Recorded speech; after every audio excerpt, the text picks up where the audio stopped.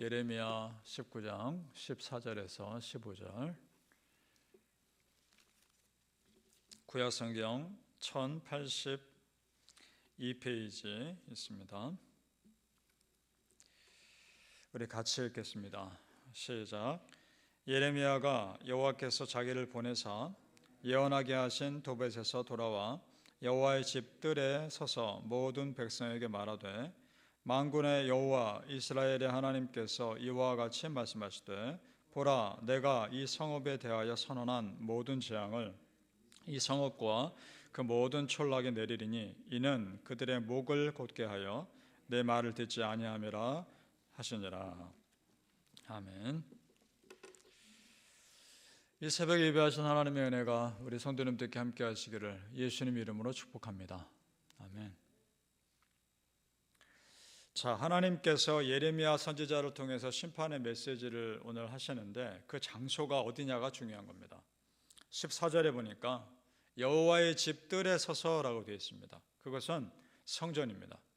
성전 뜰에 서서 심판의 메시지를 선포하고 있는 겁니다.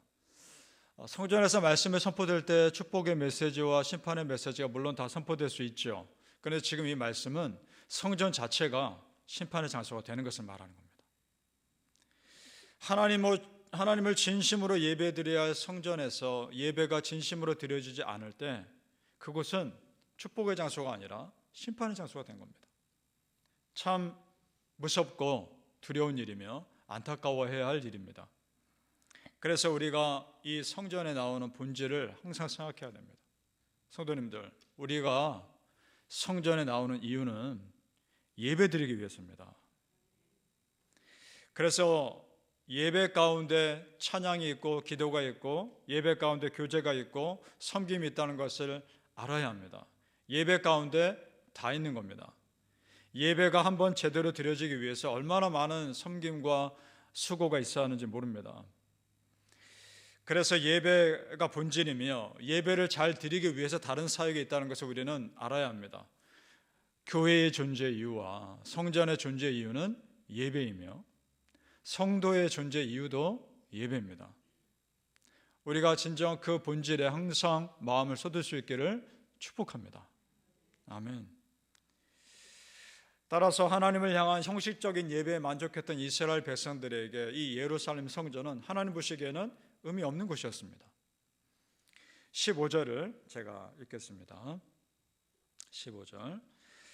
만군의 여호와 이스라엘의 하나님께서 이와 같이 말씀하시되, 보라, 내가 이 성읍에 대하여 선언한 모든 재앙을 이 성읍과 그 모든 촌락에 내리리니 이는 그들의 목을 곧게 하여 내 말을 듣지 아니함이라 하시니라. 아멘. 자, 하나님께서 모든 재앙을 내리신다고 말씀하실 정도면 단순히 이 성전에서 형식적인 예배만 드려진 것이 아니라 이스라엘 백성들이 뭔가 더 심각한 죄를 저질렀던 겁니다. 그것이 뭘까? 4절에서 5절에 나옵니다. 같이 읽어보죠. 오늘 19장 위로 쭉 올라가셔서 4절에서 5절 같이 읽겠습니다. 시작. 이는 그들이 나를 버리고 이곳을 불결하게 하며 이곳에서 자기와 자기 조상들과 유다 왕들이 알지 못하던 다른 신들에게 분향하며 무죄한 자의 피로 이곳에 채웠음이며, 또 그들이 바알을 위하여 산당을 건축하고 자기 아들들을 바알에게 번제로 불살라 드렸나니 이는 내가 명령하거나 말하거나 뜻한 바가 아니니라. 아멘. 몇 가지 죄들이 나옵니다. 다른 신들에게 분향했다는 겁니다. 어디서 분향했느냐? 이 성전에서. 그리고 바알을 위한 산당을 지었다는 겁니다. 그리고 무죄한 자를 피를 흘렸다는 겁니다. 하나님 잘 믿는 사람 죽였다는 겁니다. 그리고 자기 아들들을 바알을 섬기는 제물로 불살라 바쳤다는 겁니다. 말도 안 되는 끔찍한 일들이 일어났습니다. 그래서 이 모든 것들을 정리하는 한마디 말이 그 앞절에 사실은 나오죠. 4절 앞부분에 그들이 나를 버렸다라고 말합니다. 이것이 가장 심각한 죄입니다. 이스라엘 백성들은 변명할지도 모르겠습니다. 자기들이 우상도 물론 섬겼지만 하나님도 섬겼다라고 변명할지 모르겠습니다.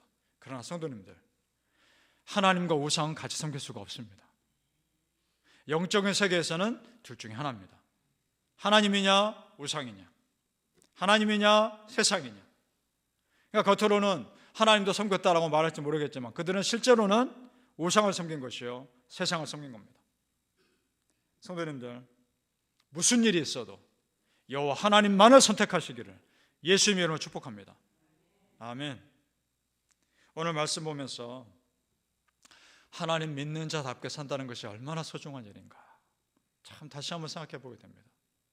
성전이 성전답게 예배 장소로 사용되고 성도가 성도답게 예배자로 섰을 때 하나님께서 우리를 이 땅에 보내신 목적대로 사는 것입니다.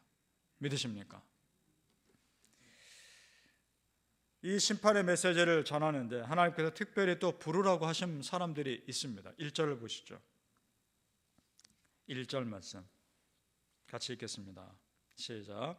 여호와께서 이와 같이 말씀하시되 가서 토기장이 옹기를 사고 백성의 어른들과 제사장의 어른 몇 사람과. 자, 지금 심판의 메시지를 전해야 되는데 그 증인 될 사람을 부르라는 겁니다. 그 증인들이 누구냐? 이스라엘 백성들 대표되는 어른들이죠. 장로들 몇 사람일 겁니다. 그리고 종교 지도자들, 제사장들 몇 사람 부르라는 겁니다. 그들을 불러서 저 우상 숭배가 있던 그 흰놈의 골짜기 도백 그 땅에 가서 심판의 메시지를 또한 전하라는 겁니다.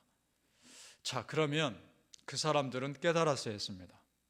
왜 많은 사람 중에 자기들을 불러서 이 심판의 메시지를 전하는 증인으로 삼으시는가를 깨달았어야 했습니다.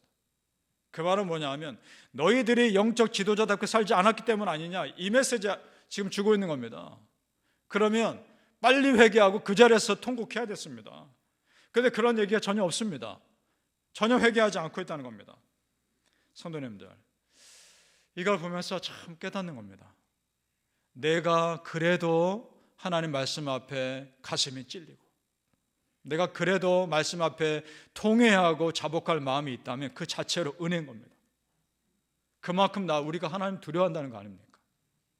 회개할 마음이 있다는 것이 은혜입니다. 아멘. 스스로 질문하게 됩니다. 나는 정말 하나님께서 나를 이 땅에 보내신 목적대로 제대로 살아가고 있는가? 항상 스스로에게 질문해 보시길 바랍니다. 우리 계속 보았지 않습니까? 포도나무 가지가 포도나무에 붙어 있어야 열매를 맺었던 것이고 진흙이 토기장의 손에 들려 있어야 그릇이 됐던 것이죠. 것처럼 우리가 하나님의 은혜에 붙들려 있어야 하나님 원하신 대로 사는 겁니다. 믿습니까?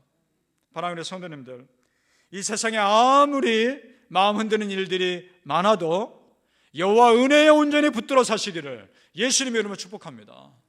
아멘. 오늘 예레미야 선지자가 여호와의 성전 뜰에 서서 하나님의 심판 메시지를 전한 것 자체가 이스라엘 백성들에게는 충격인 겁니다. 그럼 그동안 자기들이 성전에서 드린 예배가 헛된 것이 되는 거니까, 그 말인 거니까 충격인 겁니다. 성도님들, 하나님의 성전이 참 중요한 이유는 성전에서 예배가 드려지기 때문이고 그 성전에 예배자들이 있기 때문에 중요한 겁니다. 그래서 솔로몬이 성전을 건축했을 때 하나님이 축복하시지 않습니까? 어떤 축복하시느냐? 열왕기상 9장 3절에 이렇게 축복하십니다. 여호와께서 그에게 이르시되 네 기도와 네가 내 앞에서 간구한 바를 내가 들었은즉 나는 네가 건축한 이 성전을 거룩하게 구별하여 내 이름을 영원히 그곳에 두며 내 눈길과 내 마음이 항상 거기에 있으리니. 아멘. 그래서 그 다음에 쭉 읽어가다 보면 이 성전을 향하여 두 손 들고 기도하며 성전을 향하여 기도한 기도를 내가 들어주겠다 라고까지 축복하십니다. 이스라엘 백성들은 지금 이 약속만 믿고 성전을 함부로 사용했던 겁니다. 성도님들, 하나님께서 지금 솔로몬 왕에게 이 축복의 메시지를 하는 것은 성전을 성전답게 사용한다는 것이 전제되어 있는 겁니다. 그런데 그것이 되지 않으니까 그 축복이 의미 없어져 버린 겁니다. 따라 성도님들, 항상 긴장의 이유가 바로 여기에 있습니다.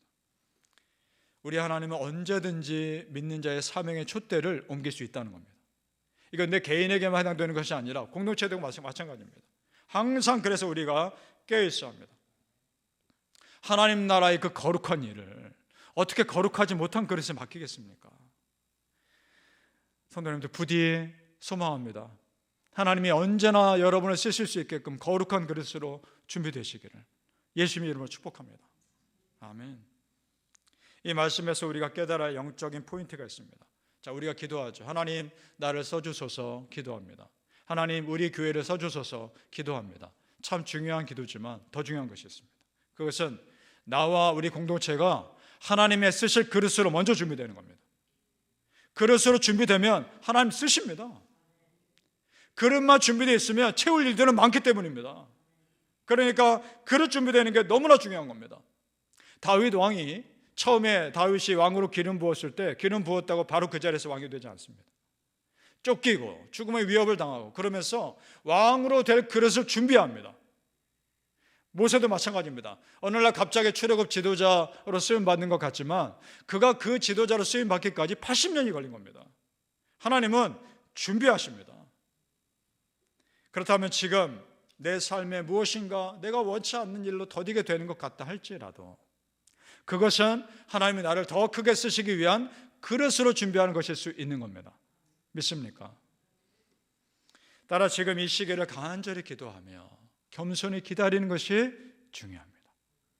바라기를 성도님들, 하나님께서 쓰실 수밖에 없는 그릇으로 제대로 준비되는 믿음의 사람들 되시기를 예수님의 이름으로 축복합니다. 아멘. 기도하겠습니다. 아버지 하나님, 우리가 참 믿음의 그릇으로 준비되게 하여 주옵소서. 우리가 먼저 믿음의 그릇 준비되게 해 주옵소서. 그러면 자연스럽게 하나님이 쓰실 줄 믿습니다. 하나님, 마음껏 하나님께서 우리를 쓰시게끔 깨끗하게 평소에 우리를 준비하게 도와주시고 믿음의 그릇으로 준비되게 하셔서 하나님, 나를 마음껏 써 주옵소서. 그때 기도하게 하여 주옵소서. 하나님, 우리가 하나님의 든든한 그릇이 되길 원합니다. 어떤 모양의 그릇이든지 하나님께서 쓰시는 그릇 되어 하나님께서 마음껏 쓰실 때 조금도 부족함이 없도록 인도하여 주시옵소서. 하나님, 오늘 말씀 가운데 또 소망 같습니다. 그렇습니다. 우리가 하나님께서 쓰실 그릇으로 준비되자, 내가 예배자로 준비되자, 진실한 예배가 이곳에서 드려질 수 있게끔 그런 예배자로 준비되자라고 마음 갖게 도와주시고 하나님께 우리를 마음껏 쓰시며 쓰실 수 있게끔 그런 예배의 사람들 다 될 수 있도록 축복하여 주시옵소서. 감사하며 예수님 이름으로 기도합나이다. 아멘.